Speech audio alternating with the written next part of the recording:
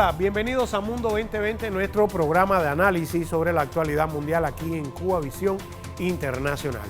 Los días 21 y 22 de abril último quedaron presentados oficialmente ante la comunidad internacional los 4 candidatos que compiten para suceder al diplomático portugués Antonio Guterres como secretario general de las Naciones Unidas. Ellos son la chilena Michelle Bachelet, el argentino Rafael Grossi, la costarricense Rebecca Greenspan y el senegalés Macky Sall, quienes defendieron su visión y objetivos de llegar a ser elegidos para dirigir la organización durante los próximos años. El mandato de Guterres concluye en diciembre del presente año y según una regla no escrita de rotación de regiones, corresponde elegir a un representante de Latinoamérica. Pero dejemos los pormenores para el análisis y para ello tenemos el grato honor de recibir a un prestigioso invitado. Se trata de Carlos Alzugaray, destacado embajador y analista político. Bienvenido, profesor. Mejía, mucho gusto. Qué gusto estar aquí. Un placer para mí. Enorme placer. Y un honor. Por favor, acompáñenos. Y sobre todo muy agradecido porque sé que ha estado atravesando por una terrible gripe, que sí. Los signos, nuestra teleaudiencia se va a dar cuenta. Yo también estoy así, más se lo agradezco. Y comenzamos ya, profesor. El 31 de diciembre del actual año 2026 va a concluir el mandato como secretario general de Naciones Unidas del diplomático portugués Antonio Guterres. ¿Podría darnos una valoración sobre este mandato que concluye, sobre la labor que ha realizado durante todo su periodo el diplomático portugués, los hechos principales que a su juicio merecen ser destacados durante este periodo? Bueno, yo creo que la trayectoria de Guterres ha sido generalmente positiva.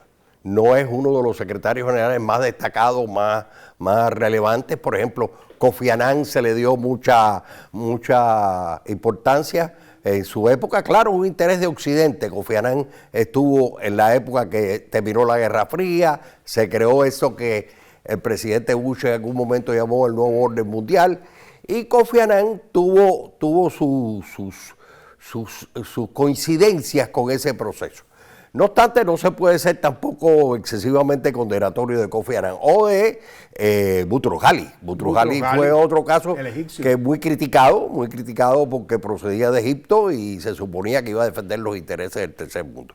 Guterres procede de Europa, es un político portugués.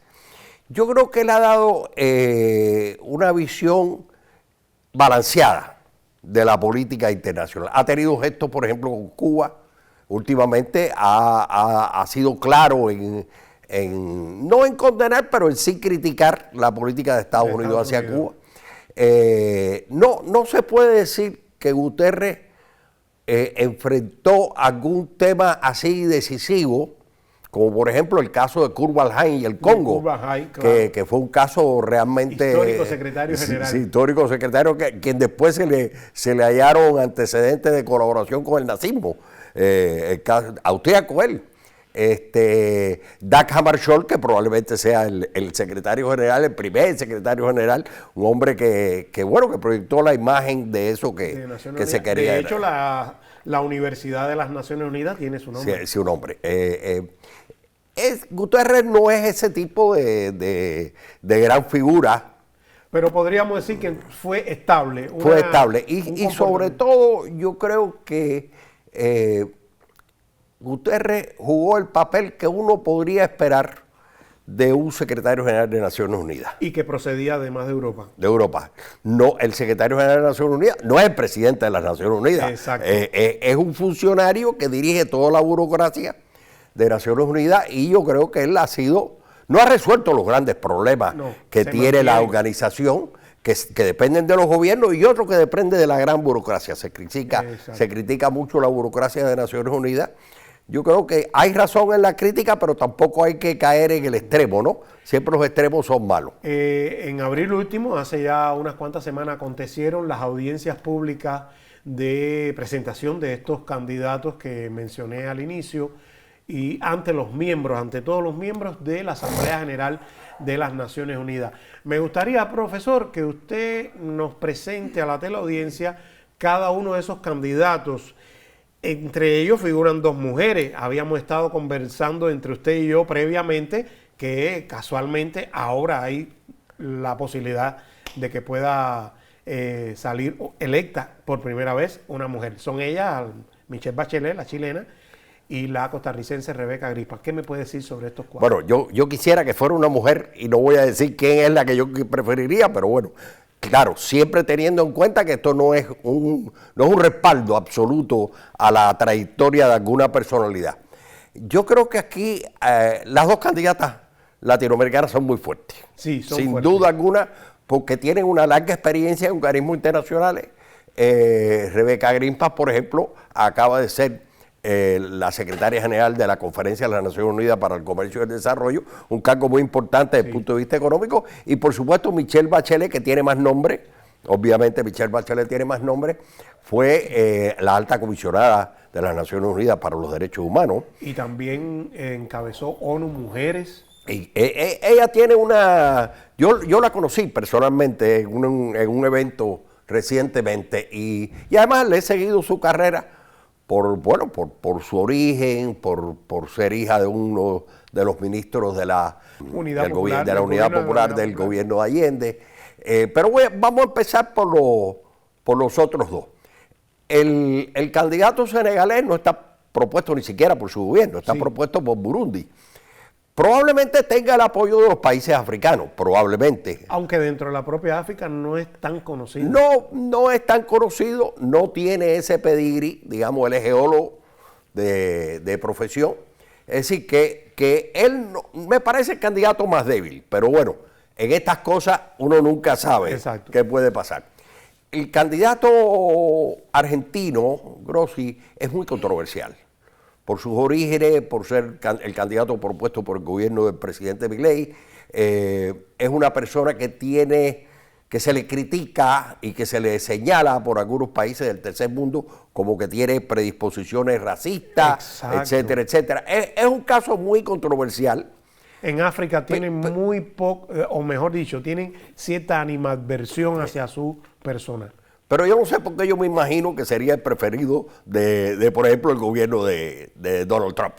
Es decir, un argentino. Bueno, de hecho está al frente de la Organización Internacional de la Energía Atómica. Ahí no se ha destacado por ser una figura, digamos, de arreglar problemas. Más bien, ha sido un burócrata que ha seguido el camino. Bueno, él no es un burócrata, él es un embajador prestigioso. No estoy minimizando ni lo ha demeritado, está su diplomacia, su profesionalismo diplomático.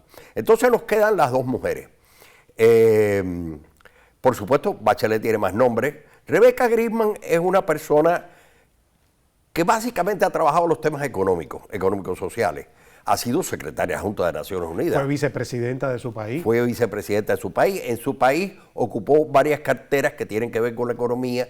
Es decir, y tiene un prestigio a nivel de los economistas, es decir, a nivel internacional, de los grandes economistas, tiene un prestigio, sin duda alguna. No se le puede negar. Hay que ver qué visión es la que se tiene. Y entonces llegamos a Bachelet, que para mí es la candidata más fuerte por su trayectoria. Habrá quien la critique, obviamente, nadie es perfecto, todos tendremos ese problema, pero yo sospecho que países como la República Popular China no verían mal que ella fuera la electa. Claro. Sus posiciones en materia de derechos humanos han sido equidistantes, nunca eso complace a nadie. Los países criticados nunca les gusta que ser criticados, pero bueno, ella tiene que hacer su trabajo y ella lo hizo bien, no ha tenido. Ella además es una persona que cuando uno la escucha hablar, ella tiene una filosofía de la vida, una filosofía de la política. Creo que está claro que sin ser una persona de izquierda, porque aunque ese es su origen, siempre ella empezó su presentación en Naciones Unidas citando a Violeta Parra, una cosa muy, muy interesante. Es decir, que la Bachelet tiene muchas posibilidades. Pero bueno, aquí el rejuego, Mejía, como tú sabes, es que la Asamblea General vota, hay que tener 2/3. 2/3. Es decir, no es fácil tener 2/3. Y la otra cuestión es que después eso pasa al Consejo de Seguridad. Y en el Consejo de Seguridad la historia es otra. Es otra. Allá vamos a llegar dentro de nuestro programa. Por cierto, profe, desde que el peruano Javier Pérez de Cuéllar asumiese como secretario general, ningún otro representante latinoamericano ha llegado a ser secretario general de la Asamblea y de Naciones Unidas. Se dice que existe una regla no escrita, no está puesta en ningún documento como tal de Naciones Unidas, pero que se rota, se trata de que haya rotación entre quienes ocupan el cargo de secretario general las diferentes regiones del planeta. ¿Cree usted que veremos por segunda ocasión a un representante de latinoamericano al frente como secretario general de Naciones Unidas? Bueno, el cálculo de las probabilidades dice que sí. Porque hay 4 candidatos y 3 son latinoamericanos. Exacto. Pero además el cuarto candidato no es precisamente el más fuerte. Entonces, yo creo que sí, que vamos a ver un latinoamericano. Es una pena que en este momento la región está dividida muy fuertemente por la presencia de gobiernos de derecha muy polarizados, que han tratado de imponer su voz y han tratado de que América Latina hable con una sola voz de derecha. Yo creo que ahí hay una resistencia de Brasil, de México, países muy importantes que van a impedirlo. Pero no hay duda de que sería un activo importante, un plus importante para la región que fuera una latinoamericana, y digo una latinoamericana porque mi preferencia es que sea una de las dos mujeres. Porque sea una mujer. Yo creo que va siendo hora de que Naciones Unidas tenga una secretaria general. Es un momento, y no hay duda de que las dos son excelentes, tienen excelentes currículum que las apoyan en su. Bueno, profesor, le propongo hacer nosotros una pausa, pero le invito a usted y a toda nuestra teleaudiencia a que estén atentos al comentario que presentará a continuación nuestra colega Nora Becerril. Saludos, Nora, te vemos y escuchamos. Adelante. Gracias, Mejía. Saludos. Un placer, como siempre, estar de vuelta en el programa. La carrera para suceder al diplomático portugués Antonio Guterres como secretario general de la Organización de Naciones Unidas comenzó semanas atrás con la presentación de los candidatos en audiencias públicas ante los miembros de la Asamblea General, una etapa que puede arrojar luz sobre los apoyos con los que cuenta cada uno. En los próximos 3 meses, los principales protagonistas en la decisión serán los países con asiento en el Consejo de Seguridad, los cuales aportarán argumentos, y en el caso de los miembros permanentes de dicho estamento, dígase China, Rusia, Estados Unidos, Francia y Reino Unido, resultarán decisivos con su proyección sobre cada candidato. Durante los próximos meses se realizarán votaciones informales para conocer cuánto apoyo tienen los candidatos y, sobre todo, ver si alguno está vetado por uno de los miembros permanentes de dicho Consejo de Seguridad. Les pongo 2 ejemplos sobre esta etapa. Para el caso de Guterres en 2016 y del surcoreano Ban Ki-moon en 2006, las rondas informales comenzaron en julio y finalmente fueron elegidos en octubre. Ya al final les comento algo a lo cual hicieron alusión nuestro presentador y su invitado. Una regla no escrita es la rotación de las regiones y sería el turno de América Latina, que solo tuvo el cargo una vez con el peruano Javier Pérez de Cuéllar hace más de 3 décadas. Además, crece el consenso de que sería el momento de elegir por primera vez a una mujer, contando para ello con 2 aspirantes al cargo, la chilena Michelle Bachelet y la costarricense Rebecca Greenspan. Sigan ahora con Mundo 2020, que en instantes estarán de vuelta nuestro presentador Julio César Mejías junto al invitado, el embajador Carlos Alzugaray.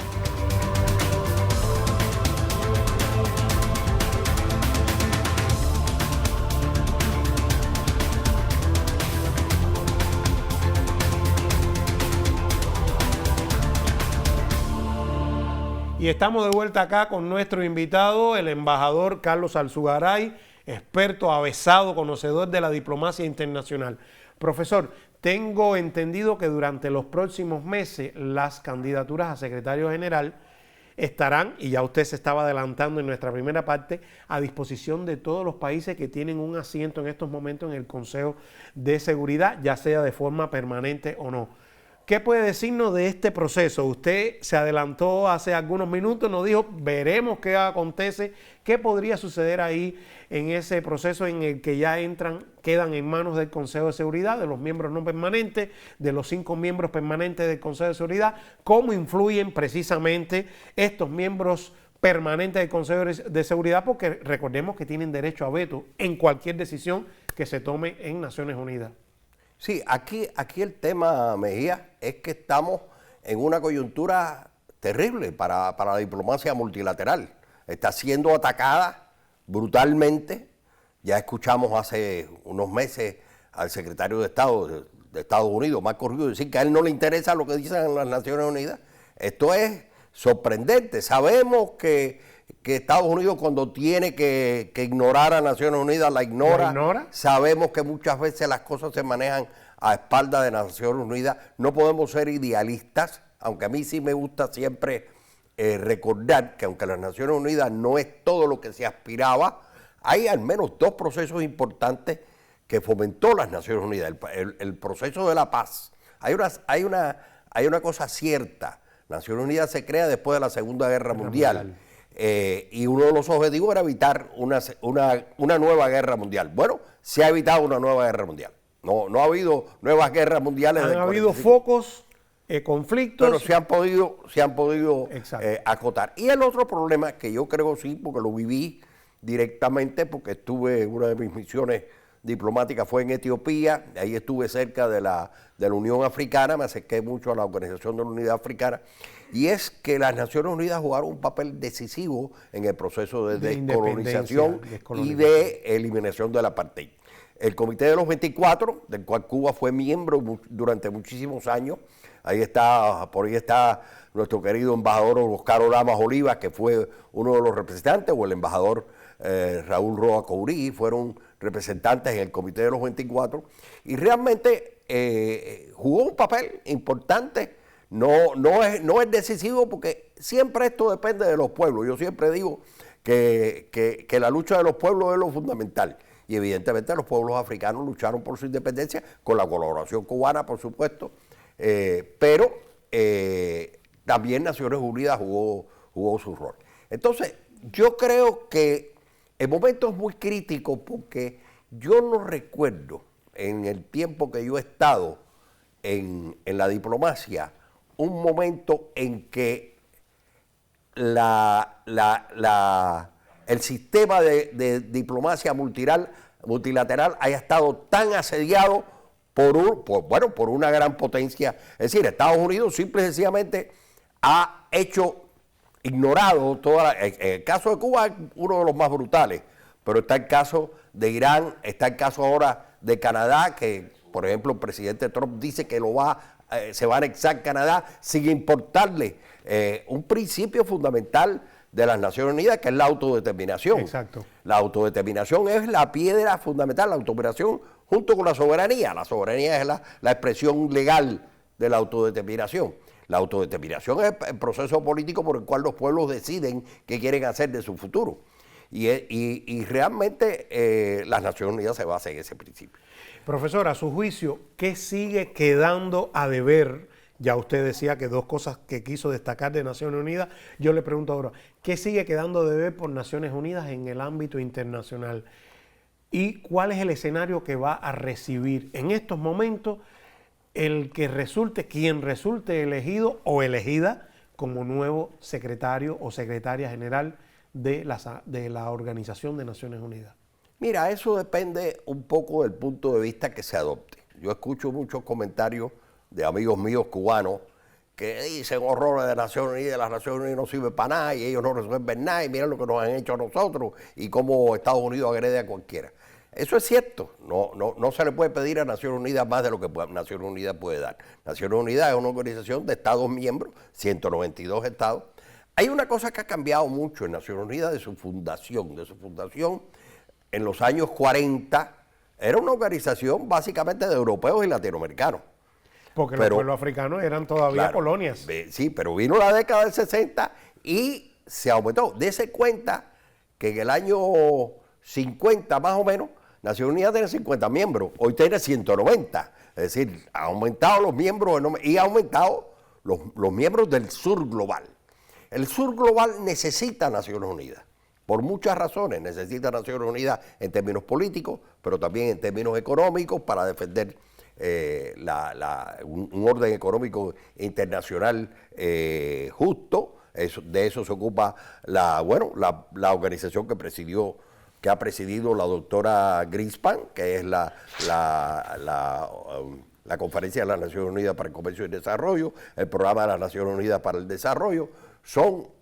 Pero a eso hay que añadirle las otras agencias, la Organización Mundial de la Salud, la Organización Mundial del Trabajo. Es decir, es un sistema donde todos tenemos representación. Y ha permitido precisamente que la sociedad internacional se pueda ir estructurando. Y además también ha fomentado la sociedad civil es decir, es un sistema complejo, difícil, no todas las organizaciones funcionan igual, pero por ejemplo hubo un momento que había mucha preocupación con la deriva que estaba teniendo la Comisión de Derechos Humanos de la ONU, y eso se cambió. Se estableció el Consejo de Derechos Humanos, y el Consejo de Derechos Humanos ahora tiene una visión no occidental, no tergiversadora, discriminadora. Entonces, eso fue uno de los grandes pasos que se ha dado en los últimos años, ¿cierto? Se avanza, con dificultades,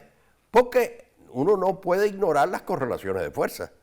Y es cierto que por un lado los países del occidente global, del occidente, de todo el occidente, han reclamado la existencia de un orden mundial, ha tenido reglas y no siempre las cumplen, particularmente Estados Unidos, pero no es menos cierto que ese orden existe y que hay que aceptarlo. Es una de las paradojas de este momento histórico que se vive, que la República Popular China fue criticada enormemente, como que no estaba de acuerdo con el orden atenido a reglas. Bueno, pero la gran defensora, entre las grandes potencias, quiero decir, porque está Cuba, que Cuba tiene un papel en Naciones Unidas, siempre resaltado por muchos diplomáticos, te dicen, no, sin Cuba no se puede arreglar nada en Naciones Unidas, Cuba tiene que estar ahí presente. Y eso es gracias a la tradición diplomática cubana. Aquí quiero mencionar al profesor Miguel Alfonso, que fue uno de los grandes diplomáticos cubanos en materia multilateral, que trabajó en la Comisión de Derechos Humanos.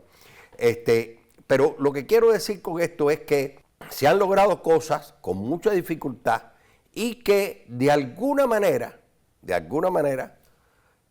prevalece, es decir, la mayoría puede tener expresión en las decisiones de la Asamblea General. Lamentablemente no así en el Consejo de Seguridad, pero tampoco es un hecho político que se puede ignorar.